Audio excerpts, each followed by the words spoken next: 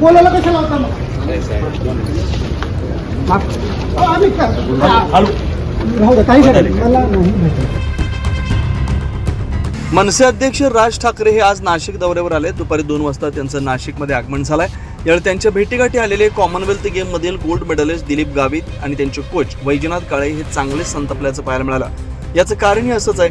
मनसे अध्यक्ष राज ठाकरे यांच्या भेटीसाठी या दोघांना तब्बल तासभर बसून ठेवण्यात आलं. इतक्या वेळ बसूनही राज ठाकरे त्यांनी भेटीसाठी वेळ न दिल्यानं गोल्ड मेडलिस्ट दिलीप गावित यांचे कोच वैजनाथ काळे चांगलेच संतापले. यावेळी त्यांनी राज ठाकरेंना आम्हाला भेट द्यायची नव्हतंच तर आम्हाला बोलावलं कशाला. राज ठाकरे महाराष्ट्राचे नेते आहेत, मात्र आम्ही देखील महाराष्ट्र आणि देशासाठी काहीतरी केलंय असं म्हणत दिलीप गावित आणि वैजनाथ काळे माघारी परतले. दरम्यान निघून जाणाऱ्या गोल्ड मेडलिस्ट दिलीप गावित आणि वैजनाथ काळे यांची नाशिक मनसे पदाधिकाऱ्यांकडून मनधरणी करण्याचा प्रयत्न करण्यात आला.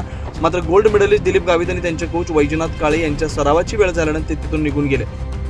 राज ठाकरे मोठे राजकीय नेते आहेत. एकेकाळी मनसेचा बालेकिल्ला असलेल्या नाशिकमध्ये आल्यानंतर 2 तास 2.5 तास थांबून देखील देशासाठी कौतुकास्पद कामगिरी केलेल्या गोल्ड मेडलिस्ट दिलीप गावित यांना न भेटल्यामुळे गावित यांची नाराजी देखील पाहायला मिळाली आहे. मनसे पदाधिकाऱ्यांनी त्यांची समजूत काढून देखील त्यांनी तिथून जाणं पसंत केलं. आता राज ठाकरे यावर काय प्रतिक्रिया देणार, त्यांची भेट घेणार की त्यांना पुन्हा भेटीसाठी बोलावणार हे बघणं महत्त्वाचं असणार आहे.